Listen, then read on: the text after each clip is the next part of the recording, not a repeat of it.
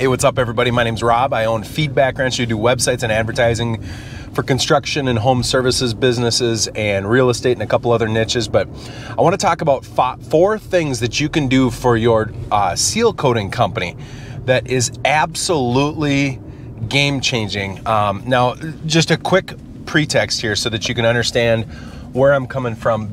So I've been doing Feedbackwrench, where we do websites and advertising and SEO for 4 years now, and before that I owned Nuance Financial Tax and Accounting.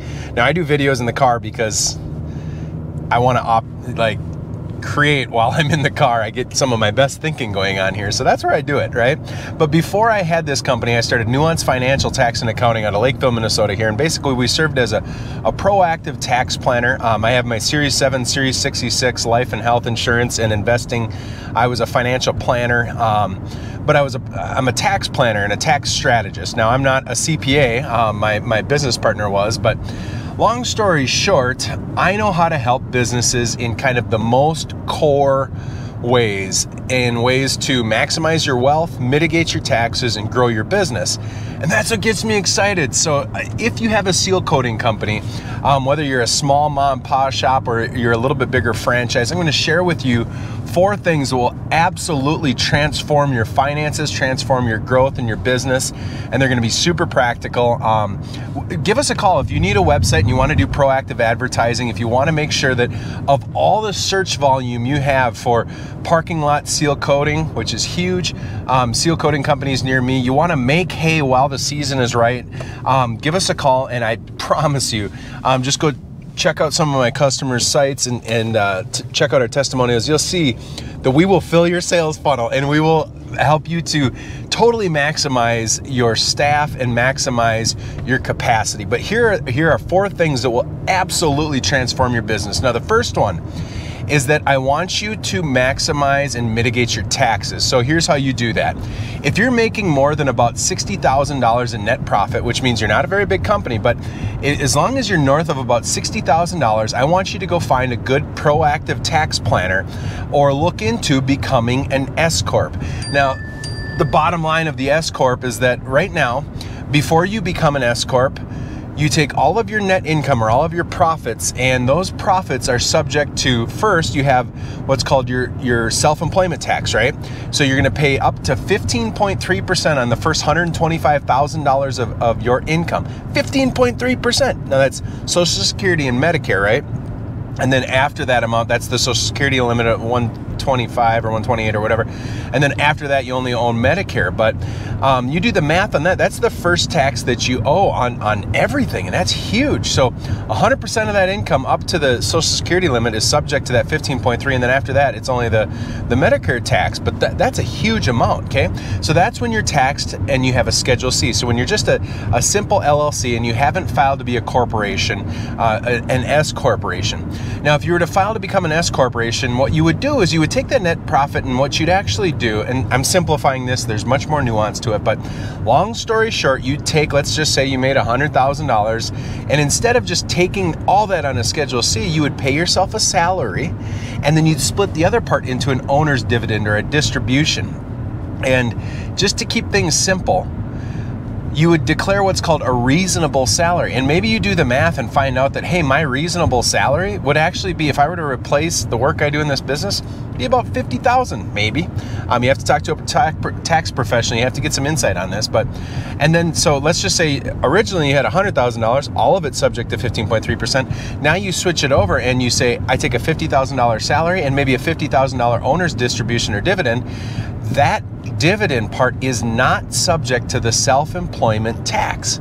So right off the bat there, you save $7,600. You save big time money when you start using an S Corp. Now, when you become an S Corp, there's a couple of things you got to watch out for.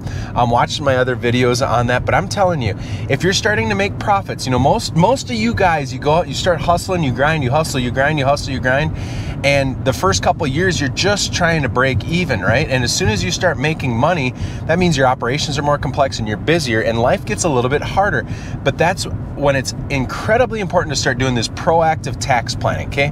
So that's a free one. I just want you to know you need to be working with a tax planner or with somebody that will help you do this S Corp thing, right? And it's not perfect for everybody. Some of the trade-offs are you have a little bit more bureaucracy. You have to run a payroll for yourself. Now, the dirty little secret is you can do, there's 3 ways to do this. One, if you're doing your own books, QuickBooks Online, along with QuickBooks Payroll or Intuit Payroll, makes life pretty easy. You know, one of the functions of a payroll is that you're going to be paying in your payroll taxes that you actually owe proactively, and that's filing your paperwork. So I have QuickBooks Online, I have Intuit Payments or Intuit Payroll, and then Intuit Payments. So I bill my customers through Intuit products or QuickBooks Online, and then I run our payroll through Intuit Payroll.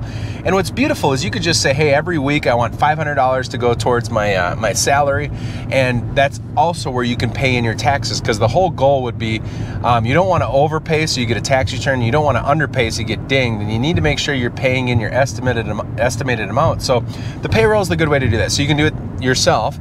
Number 2, I've got a link in the description. There's some services out there that you can use. Zendu is a one-stop shop for bookkeeping, accounting, and payroll. They can help you out. I get a little spiff if you sign up for that, but they're an outsourced accountant team that's really good. Or you can work with a good outsourced accountant that does proactive tax planning. A friend of mine would be asnanicpa.com, ASNANICPA.com, and they're out of Hayward, California. Good, humble people that know how to help. That's a good firm. I would definitely check them out. And I tell you what, mitigating your taxes like that can drastically change your tax situation. So that's point number 1. Look at being an S Corp and consider whether or not you can save a ton in taxes. Now, number 2 is if it's just you and your family or a couple people, or even if you have employees, you should really look at retirement plans. And the reason why retirement plans is because you get to use pre-tax dollars at a big rate as an employer. Okay, now if you have a bunch of employees, it's really hard to set it up where you would get way more benefits in a retirement plan than what your employees would do. However, if you have no statutory employees, so that means anybody that's not a family member or an officer of your corporation, I would go to Vanguard, and what I would do is I would look at their SEP IRAs or their solo 401ks. Now, the solo 401k is only available to business owners, S Corps and LLCs that do not have statutory employees, but it's a simplified 401k. So the 2 sides are, and or you could do a SEP IRA, and I'll just keep this simple and keep moving on to 3 and 4, okay? What you get to do is you get to do the employer contribution to yourself. So remember when you worked for a company and you could put up to $18,000 into a 401k and the employer would do some sort of match? Well, that employer match you get to do. And it's not just that you match up to 4%. You can do up to 25% of net income. And there's some different rules depending on what you do, but the bottom line is the corporation can take pre-tax, so it's essentially before self-employment tax, before state, before federal, and give it to you. So it's about the most efficient. You know, you're buying $100 worth of investment for like 60, 70 cents on the dollar, 60 or $70. So you get to use these pre-tax dollars to benefit yourself big time. If you're an individual business owner, or if you don't have any other, maybe it's just you, your brother, and your family doing it, look at that. But even if you do have employees, maybe look at the SEP IRA, and what you can do is you can provide a percentage as a bonus at the end of the year to people, and do it with pre-tax dollars. It's just super efficient. Or you could connect with, there's a guy named Mark Booth out of the Twin Cities here that I really like. Mark Booth is part of a group that knows how to concoct retirement plans, and retirement plans can be a tool that you use to keep people around. So maybe you do these profit shares and they have a vesting schedule. Not only can you equip 401ks with a vesting schedule, but you can equip them to have special plans for your officers, which you took all the risks. So if you can find some ways to do special pension plans or whatever it is, it's worth looking at. So Mark Booth out of Minneapolis here, he's worth giving a call and checking them out. I'll have a link in the description. So the second thing to mitigate your taxes is to look at retirements. Number 3, what I would do is you have got to grow your business. There's one thing you can do that will impact you more than anything else, and that is getting more Google reviews than your competitors, okay? Just so you know, parking lot seal coating and residential seal coating and asphalt repair, line striping, all of your services that most asphalt repair or seal coating companies do are part of Google Small Business or the GMB, Google My Business, that trigger a local snap pack. And the local 3-pack means it basically uses two things to determine who's going to pop up, right? If I'm sitting in Elko New Market here in Minneapolis and I search seal coating near me, it's going to take proximity and then your overall kind of your SEO indicators, which is super big and super deep. Your authoritativeness, your expertise, and your trustworthiness, like kind of the rating your website gets along with your Google My Business. But here's the dirty little secret.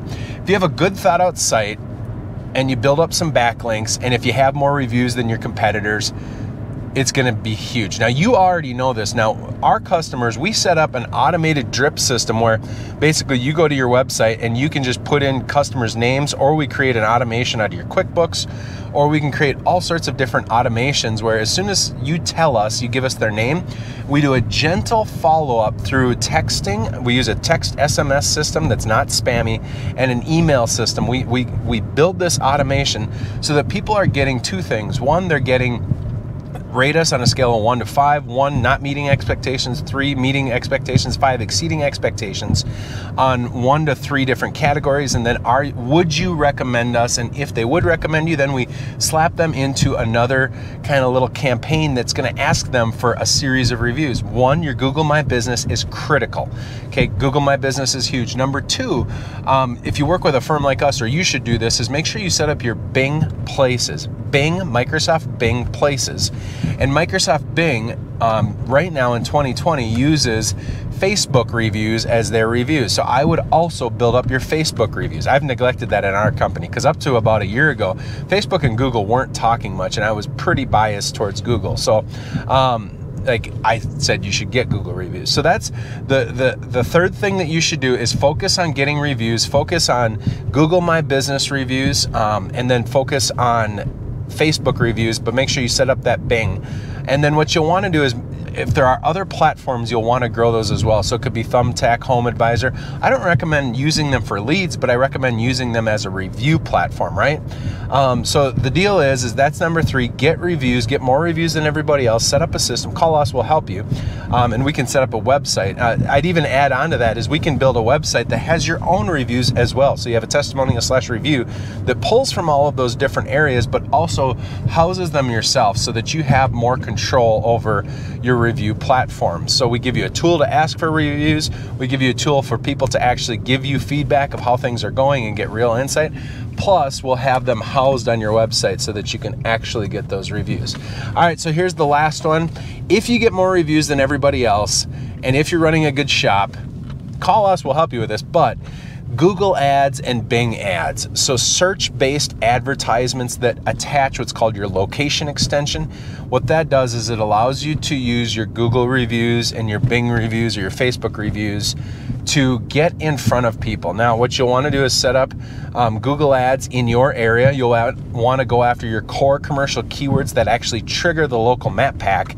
And if you win on that setup, your Google reviews will show. So if you have more reviews than everybody else, most people shop similarly, you can really get your reviews in front of people. But Google ads, just commit to a spend, and there's a way to optimize ads so that they are superior to everybody else's. And if you have a good landing page experience with optimized landing pages, our websites, we all create landing pages so that you can be hyper local and go after cities in cities so that you get what's called a high quality scored and ad rank score. And then we set up all your conversions so that they work really well.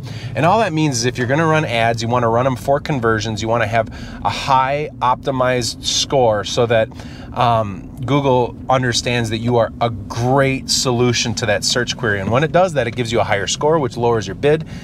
Long story short, you start doing the homework and you'll find out that in peak seasons and even non-peak seasons, not winter, but you'll see that there's 1,400, 2,500, 5,500 searches a month going on.